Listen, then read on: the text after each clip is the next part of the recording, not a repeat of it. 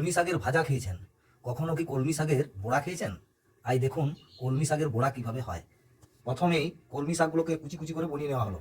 এর সাথে যোগ করে দেওয়া হচ্ছে পেঁয়াজ কুচি, আদা কুচি, লঙ্কার কুচি, ভেজে রাখা কিছু পেঁয়াজ, এগুলো সব এর সাথে মিশিয়ে দেওয়া হচ্ছে। তার সাথে দেওয়া হচ্ছে মুসুর ডালের বাটা, মুসুর ডাল বাটা দেওয়া হলো।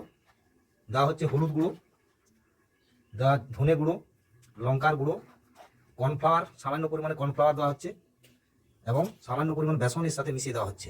এরপর এটাকে দিয়ে ভালো লবণ পরিমাণ মতো মিশিয়ে দেওয়া হলো। এটাকে এবারে একসঙ্গে মেখে নিতে হবে, ভালো করে ম্যারিনেট করে নিতে হবে। সব কিছুকে ভালো করে মিক্সড করা হয়ে গেছে। একটা কড়াইতে তেল নিয়ে নেওয়া হলো। তেলটা কড়ার চারদিকে বুলিয়ে নেওয়া হয়েছে, গরম হয়ে এসেছে। সামান্য পরিমাণ তেল ব্যবহার করা হচ্ছে আমাদের। এরপরে এরকম পিস পিস করে কড়ার মুখে দিয়ে দেওয়া হচ্ছে। উনানের জালটা থাকবে খুব কম, স্লো, একেবারে জালটা কম দিয়ে আস্তে আস্তে ছেড়ে দেওয়া হবে। এরপর আস্তে আস্তে করে উল্টিয়ে দিতে হবে, খুব কম জালের করতে হবে।